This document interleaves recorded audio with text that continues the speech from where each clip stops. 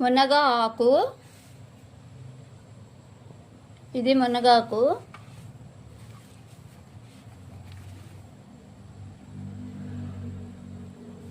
ఈ ఊళ్ళో మునగాకు విరివిగా దొరుకుద్ది అనమాట.